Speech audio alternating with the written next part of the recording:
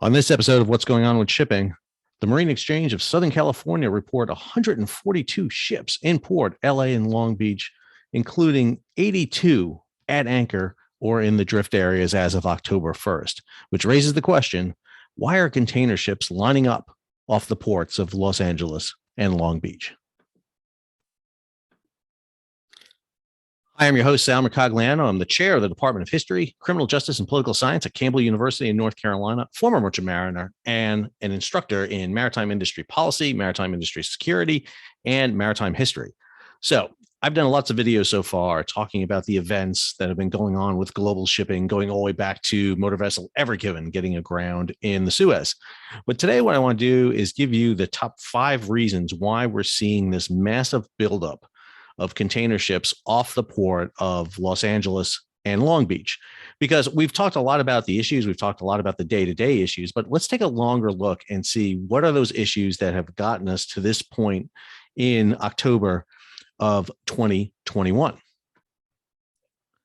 So before I dump into the 5 main reasons we've had that resulted in the massive backlog of ships off the ports of LA and Long Beach, I got to give you some background. So I got to give you 5 background issues that were key to getting us to where we are today with the ports of LA and Long Beach, and not just LA and Long Beach, but we're seeing delays and large lines off the ports of Houston, Savannah, New York, New Jersey, and around the world, to tell you the truth. So this is not a isolated event, but LA and Long Beach is really the nexus of it for a variety of reasons, as we'll get into. So the 5 background that get us to the 5 main issues. So the first one was at the beginning of 2020, we saw the implementation of a new fuel requirement for merchant vessels, Sulfur 2020. And IMO 2020 set sulfur limits on board vessels. This meant that as of January 1st, 2020, ships had to basically either switch fuels over to this low sulfur diesel fuel.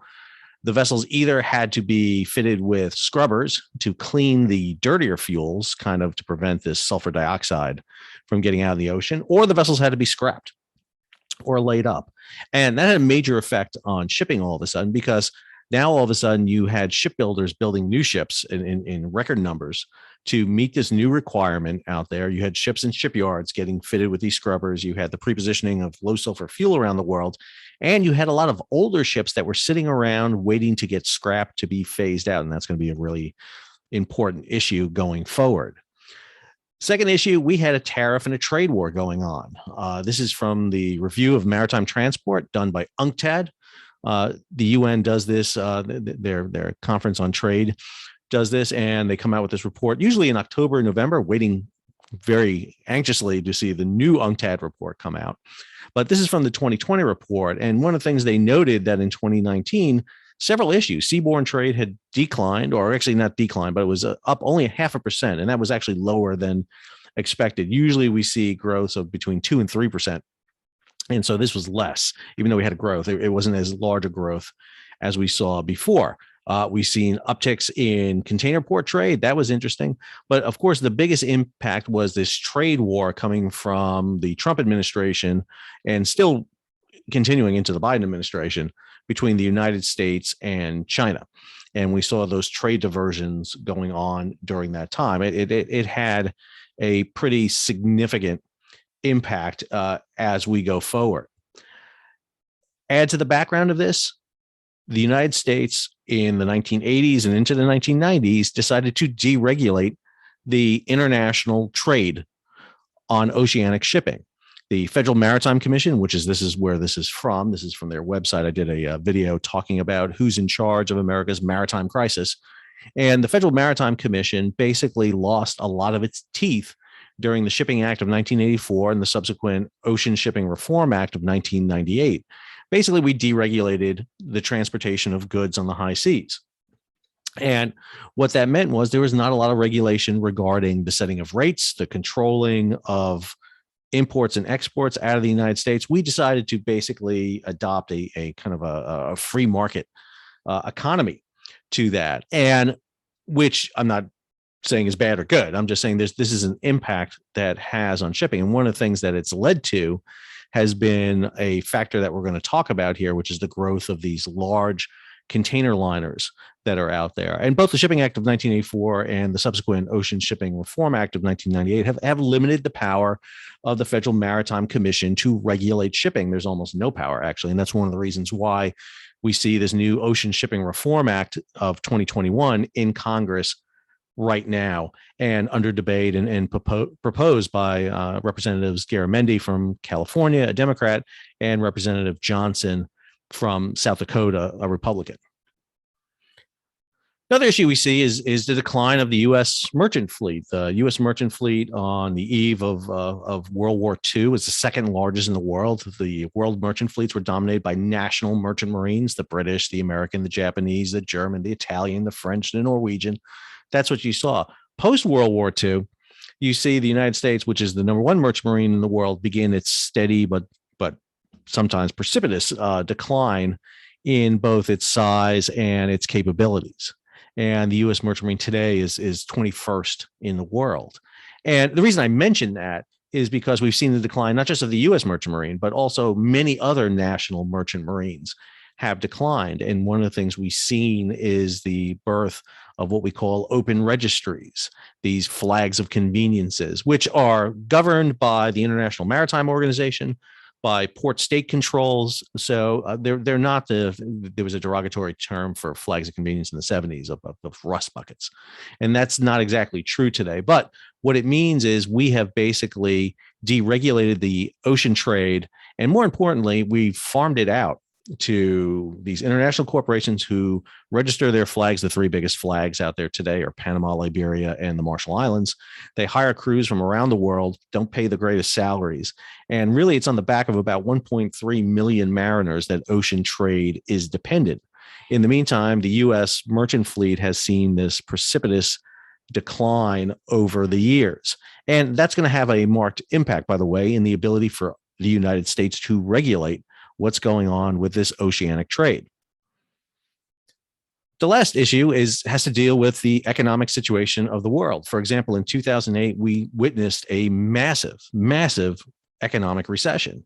And this slide here, which comes also from the review of maritime transport done by UNCTAD, you see how much world seaborne trade growth decreases and how the world's gross domestic product growth decreases. You see that in 2008, very nominal, almost nothing growth right there. Meanwhile, you see world trade kind of plummet right there, kicks back, grows, but then we see the introduction of COVID. And the impact of COVID has a massive effect on this.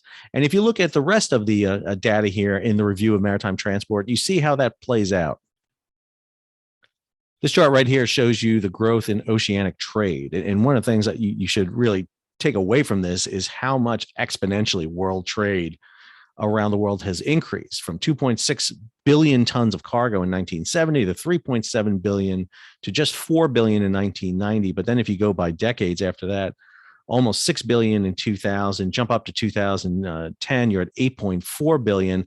And now we're over basically probably 12 billion tons we're going to see come in for 2020, if not close to that. I assume we're going to see a bit of an uptick with that, although COVID at the beginning of 2020 may have a negative impact on that. We may not break in the 12 billion yet, but definitely for 2021, we will see that break in. And if you look at this data a little bit more, I'm just going to scroll through here because there's a couple of interesting tables right here. I just want to show you. This one right here, this is the one I was looking for right here. This shows you the world ocean fleet right here and its size. And if you notice the scope of this right here, you get to see exactly that development. So if you come back down here to the very bottom of this, let's go out one more here. There you go.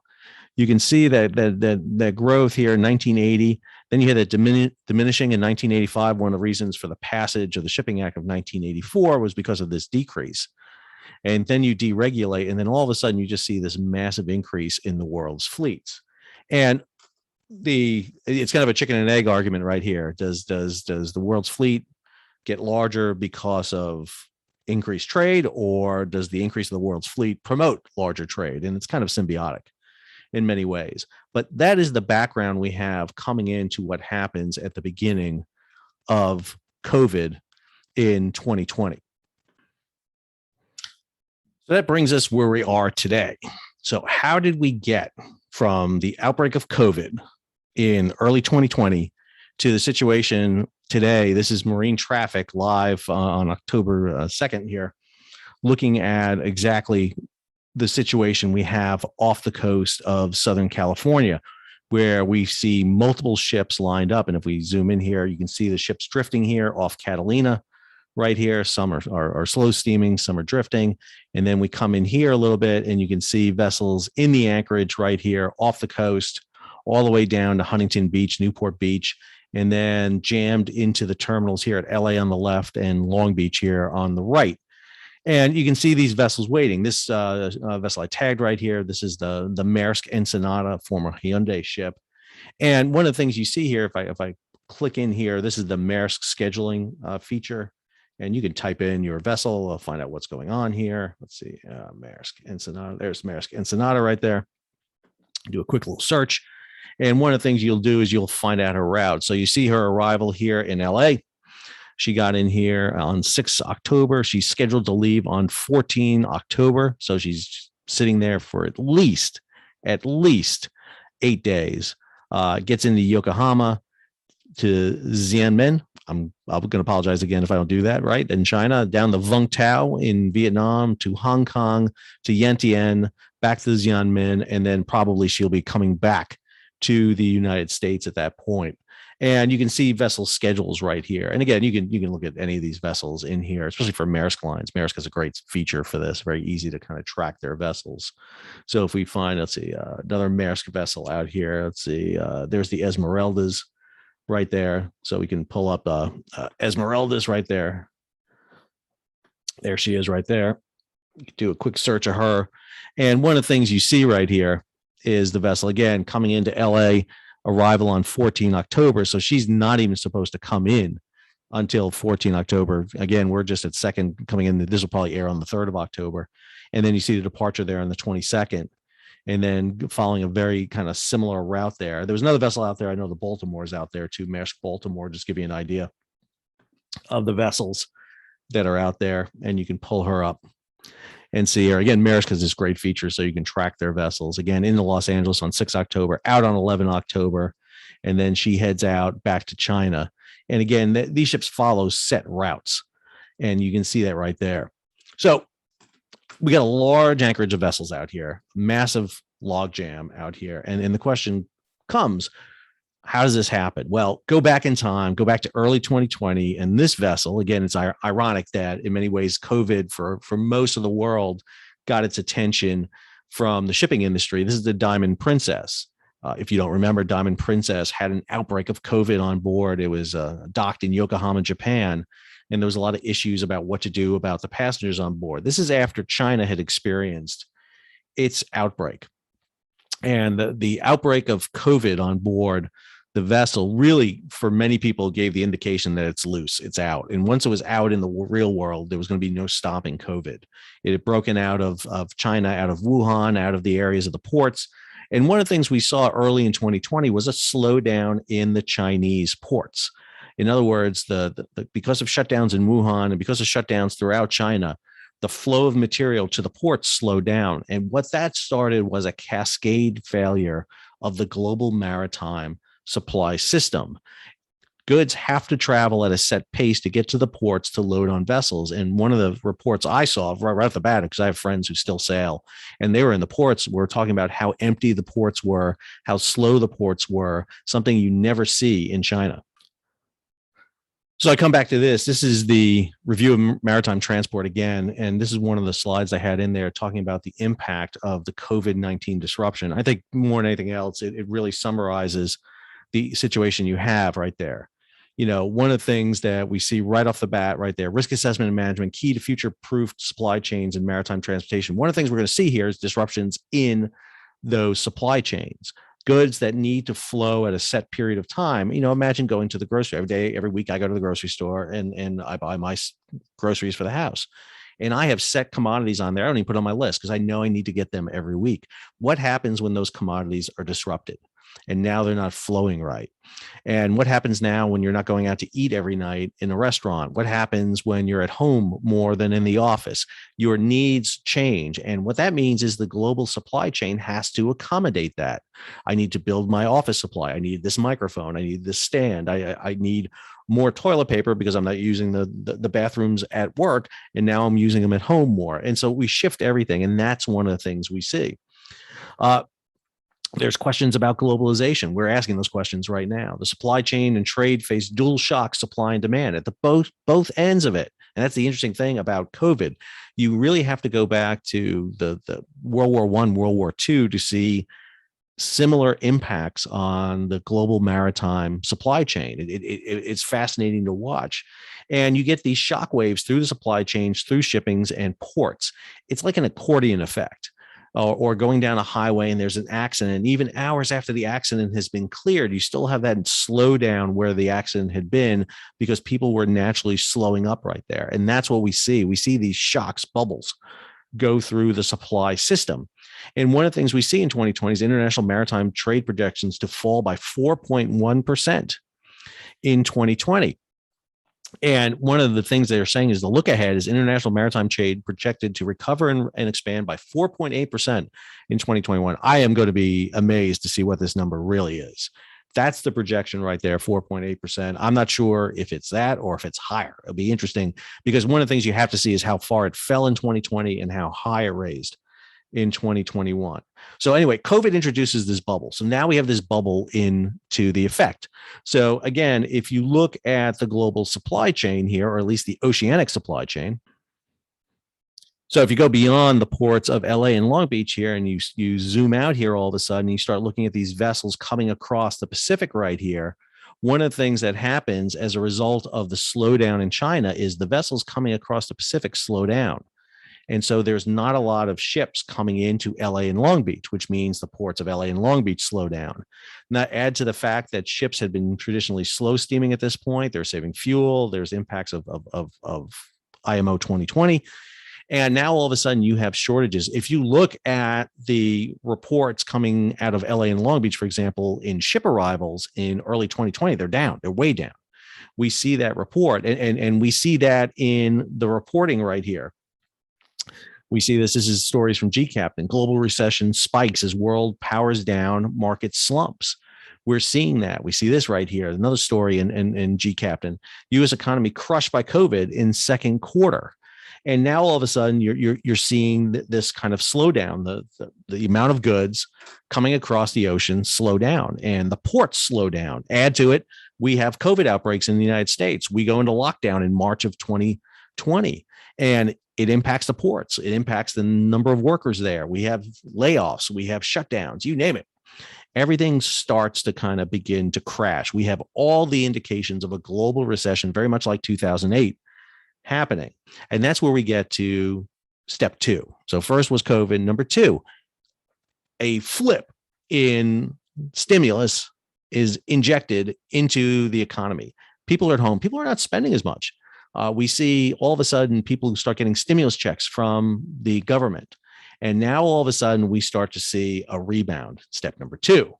And right here, we start to see this. This is a story again. It's a Bloomberg story in UNCTAD here. This is in October of 2020. China rebounds, bolsters its global trade dominance. All of a sudden now we start seeing this resurgence. And one of the things we start seeing in the ports of China is increased loading. People are hitting that Amazon. Send me my goods. Send me my goods. I want this. I want this. Boxes arriving. And I can't tell you how many boxes I had arrived in front of my house. Boxes arriving. And that changes. Now, normally the supply system can adjust to that and handle it.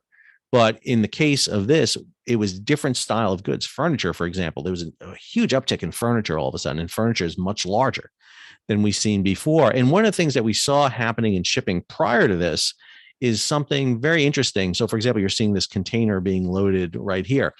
Lots of people, because of the low freight rate, and again, if you look at freight rates during this time, they were remarkably low. This is the Freightos Baltic Index, which basically measures a compendium of charter rates on major routes around the world. And then you have the composite rate, which is right here. And you see the composite rate right now is sitting at about 10,517. Now, that's not how much it costs to ship a container anywhere in the world. That's the average. And you'll see over here on the left, different amounts here. So, China, East Asia to North American East Coast is 20,000. It's a little higher or a little less, for the West Coast, 17,970. But right here, you have the index here going back. And so if you go back here, all the way back it goes back to October of 2019, you can see the rate. It's 1,200, it's 1,300. And if you go back to the beginning here in 2020, it's really depressed. Matter of fact, it goes down. You'll see it's down in 1,300s right here. It's down. But then all of a sudden, kind of in summer, fall, you start to see that uptick. You start to see that uptick very gradually, nothing too big. Even when you get into October, it's increasing, but not tremendously. But the early 21 is when you start seeing it really grow and you start seeing it increase. And again, that comes back to this story right here. Again, a Bloomberg story that's on GCAP. And booming U.S.-China trade brushes off Trump trade war and pandemic. And we're in full force now. Now, U.S., Europe, all these areas are pulling. The largest trade route in the world is what's called the East-West route, out of basically Asia to Europe and to the United States. And so you have this movement of goods that is moving around the world. And now what we're seeing here is that increased demand. That increased demand now has to do it. And one of the things that we were talking about is many of these containers that were being shipped because of those low prices weren't full. They were basically empty boxes being filled, because what you wanted, if you were a shipper, if you were receiving a good from a liner carrier, from an ocean shipper or ocean carrier, you didn't want that container to have to go to a warehouse, be unstuffed, unpacked, and then restowed. You can just have that container shipped right to your site. That was ideal. But there's a finite level of boxes. There's a finite level of trucks. There's a finite level of chassis. There's a finite level of rail capacity. And now all of a sudden, when you have less than container loads, and all of a sudden your box increases start going up, and all of a sudden you start pulling on the system more, that creates that imbalance. So now you've got this booming trade going on. Add to it, you start seeing this. This is a story by John Conrad, also from GCAP. And I'm just focusing on GCAP right here. I could do this from Freight Waves and Splash 24/7 and any of the major sites, but I'm going to focus on GCAP here just to give you, consistency in the stories. And now all of a sudden, here you see this story again. John Conrad writes this in August of 2021. Ports face the biggest crisis in 65 years. So step one there was obviously COVID introduces the bubble. Step two is all of a sudden increased demand in Europe and the United States for goods. And that brings us to step three, the changing nature of global shipping. So that brings us to our third point, which is the kind of nature of global shipping changing with the introduction of what were called ultra-large container vessels. Now, ultra-large container vessels derived themselves from this ship right here. This is 1956, the SS Ideal X. Ideal X was a tanker. That's basically what she did. She carried fuel oil from Houston up to New York, New Jersey, because the Colonial Pipeline and the other interstate pipelines had not been built to this point. The brainchild of Malcolm McLean, the owner of McLean Trucking, McLean comes up with the concept of containerization. And on the top deck here, he built what was called Meccano decking. That had been used in World War II to carry oversized cargo. A lot of aircraft were carried across the Atlantic and Pacific on these decks. Ideal X has that deck. And what she is able to do is when she makes a return voyage from New York down to Houston, she doesn't have oil to return, so she's coming back empty. She loads 58 intermodal containers, the very first intermodal containers we see. And it's not a success initially by any means, but what we see over time is the growth of these vessels. And over time, we see their growth. And this chart kind of shows you the jumps in size of vessels from what we refer to as Panamax vessels, vessels that were able to go through the Panama Canal, to post-Panamax, which were larger than the Panama Canal, but can be accommodated now thanks to the enlargement of the Panama Canal, to the birth of what were called very large container ships, VLCSs. This is with the introduction of the Maersk E-class. And now to the big one, the ultra-large container ships, which was introduced by the Maersk Triple E. And the Triple E was really a big game changer. In 2013, Maersk introduces this vessel, 18,000 boxes, and it changes the dynamics of global shipping. Understand, when you make a ship bigger, when you make it longer, wider, and deeper, its internal area increases, or internal volume, increases cubically. And it is much more economical to have one really large ship than two medium or four smaller vessels. And so this economy of scale goes in, and Maersk went full force in this. Let me be clear. In 2013, it was amazing to watch. Maersk just absolutely inundated the public with this vessel in a variety of ways. They had these kind of graphics out here talking about the scale. These ships are so big, by the way, so large, that they could really only operate on one set route, and that was from Asia to Europe. That was it. They couldn't be accommodated in U.S. ports. They couldn't transit the Panama Canal. So basically, they were designed to alleviate the route from Asia to Europe and also the Middle East. And what that did was it freed up the smaller vessels, again, come up over to here. It freed up the VLCSs and the post-Panamaxes to be shifted onto other routes. And so Maersk pushed these vessels out. They also made the fact that the Triple E's were a threat on three levels. They talk about the fact that they were efficient in terms of their cargo use. They were efficient in terms of pollution, and they were efficient in terms of energy. And so this was their big selling point. And man, they went full out on this. Maersk, which is a Danish company, teamed up with Lego. And so they had their Maersk Lego ships right there. You can see one right back there over my shoulder right there. This is a Maersk Lego ship, Triple E, came out. And then they had a special that was done on Discovery Channel on the construction of these vessels. And they flew people out. It was huge press. Maersk was full force in this. But what it started was a shipbuilding race between Maersk and the other big companies. And so one of the things we started seeing was this race to bigger ships. The largest one out there right now is a Evergreen, the Ever A class, the Ever Ace is out there. She's at almost 25,000 boxes. Maersk Triple E's were 18,000 boxes, and they don't even come close to being near the big anymore. And so one of the things we start to see is this growth in the size of vessels. This chart here kind of graphically demonstrates that, what we're talking about, and it shows you the length of the vessels. It talks about the years they came into service. It talks about their boxes, and this gives you the kind of imagery of the volume of the vessels. What we're talking about here, if you go back to the very early container ships here in the Type A's, the early container ships, even the full cellular, you're talking maybe 4 containers below main deck, in other words, in the hull, 5 on top of deck, and maybe 10 across. And if you come down here to the largest ones today, you're talking about 8 containers below the main deck, 10 stacked above, and 24 across. Now, understand what that means is several things. Number one, you need deeper ports. You need deeper ports to be able to get these vessels in. You need ports that don't have air draft constraints, bridges. For example, the Bayonne Bridge in New York, New Jersey had to be raised to get these large container vessels, these Type Ds, these early VLCSs in. When the Marco Polo came in recently, I did a video on that.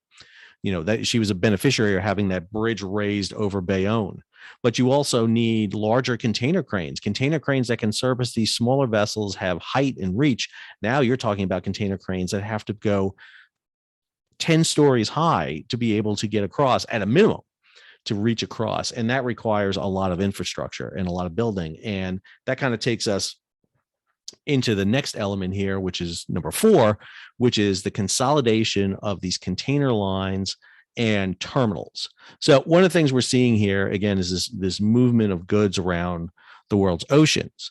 Containerization was introduced to be this idea: you can bring your container to the port, load it into a truck, seal it, take it to the port, load it on a vessel, come off the vessel, put it on a truck, and deliver it right to where you go. You may have to do it on rail. There may be a barge or something in between there, but basically, seal it and it doesn't open up till it arrives. What these ultra large container ships mean is you have to go to set ports that can handle them. Singapore, you have to go to Rotterdam, you have to go to these big, huge terminals. And lots of time those containers are offloaded and now moved to smaller feeder vessels. And as containers get larger, or container ships, get larger, the amount of ports that can handle these vessels becomes constrained. So for example, when we talk about the port of LA and the port of Long Beach, when the Maersk Esmeraldas, for example, comes into Los Angeles, it has 13,000 containers. It's just going to the port of LA Long Beach. It's just going in here. It has to offload all those containers. Why? Because there is not ports on the West Coast that can handle all these vessels. You have Oakland up here, you have Portland, you have Seattle, Tacoma, you have Vancouver, but largely LA, Los Angeles is the one port on the West Coast that can handle these size vessels. Not only that, it has the infrastructure, it has the road, it has the rail, it has the warehouses, it has everything you need down there. And by focusing all that consolidation into those two ports, the port of Los Angeles and the port of Long Beach, they're two separate ports, but they tend to get grouped together. You have that. If you look on the West Coast, a lot of ships that will make the run to the West Coast will go to multiple ports, may go to New York, New Jersey, may go down to Charleston, may go to Savannah, may go down to Jacksonville. And what that means is the vessels can offload some of their containers, not all of them at a time. It means less time in port. It means less of a strain on the system, although we're seeing the system being strained with lines of vessels off the port of Savannah, for example. And so this consolidation of ports has a big problem. One of the things that LA and Long Beach is suffering from right now is the problem of being the biggest. There was just a news report that they have exceeded the port volume of Hong Kong, which nobody thought they would eclipse a Chinese port, and they've been able to do that. The other element of this consolidation isn't just the terminals, it's the container liners, it's the container ship carriers. If you look at this list, this is Alpha list of all container ships in the world, about 6,279 active ships, over 25 million TEU capacity out there, 301 million deadweight tons out there. It's massive. You can see the number of ships on the different trade routes. On the transatlantic trade, 152,000, on Trans-Pacific, 654,000, and on the east to Europe, 437,000. So the Trans-Pacific is one of the biggest. And you look at these operating companies, you can see their sizes right here. Maersk has 17.1% of the share.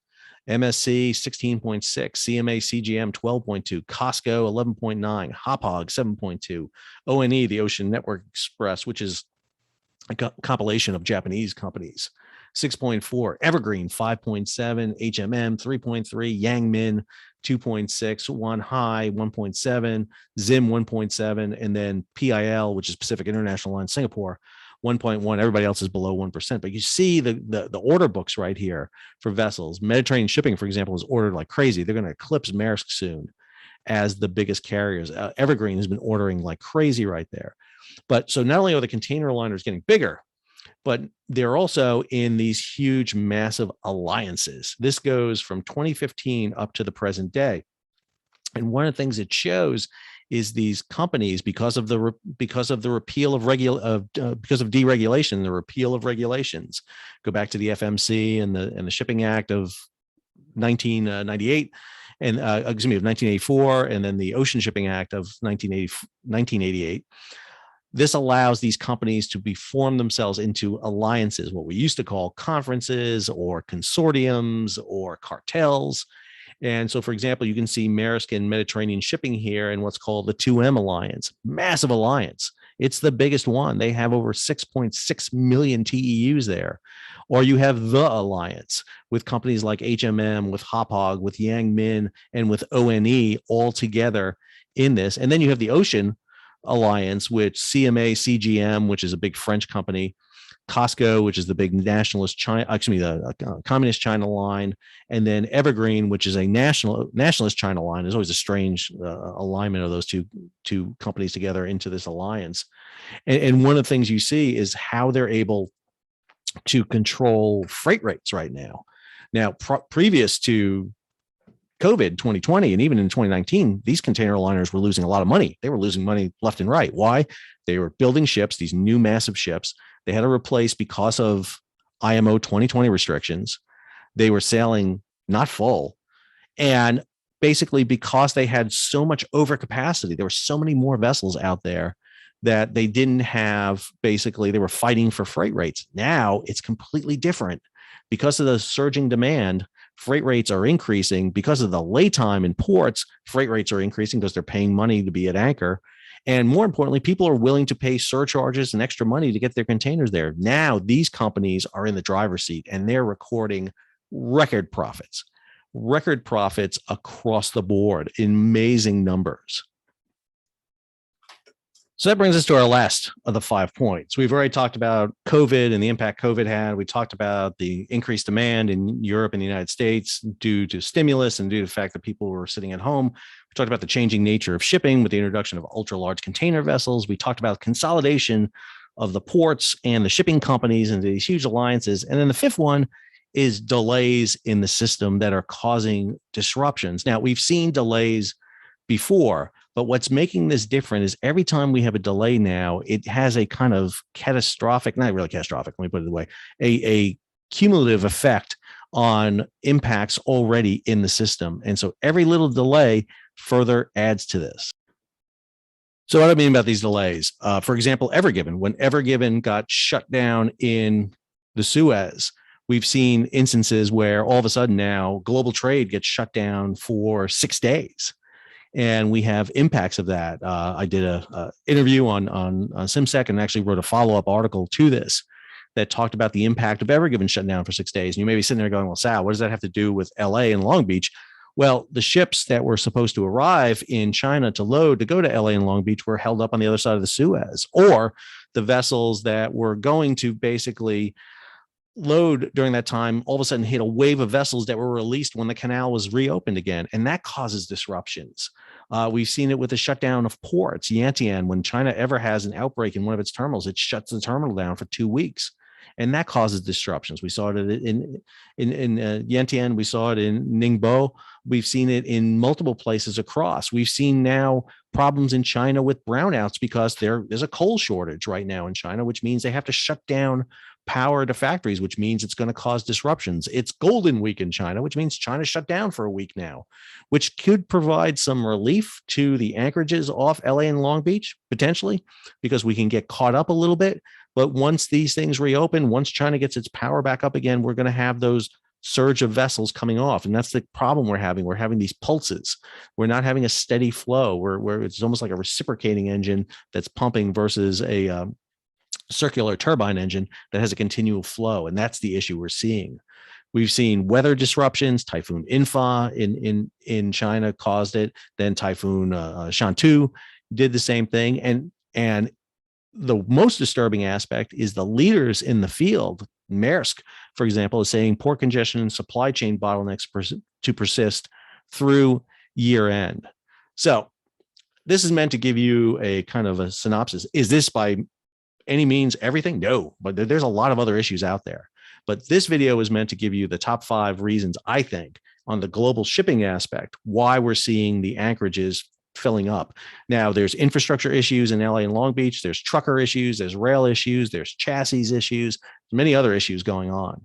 But on the ocean side, that's the reason we're seeing ships pile in from the oceanic side. This is a very complex issue, and one of the things I try to do is make it readily available to all of you, and that's the goal of my channel. So if you enjoyed this video, and I hope you did, please subscribe to the channel, hit the bell to be alerted about new videos.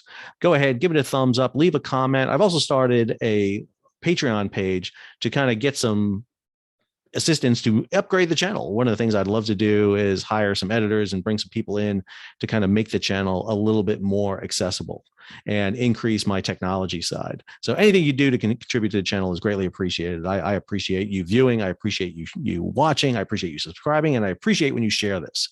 So until our next episode, this is Sal signing off.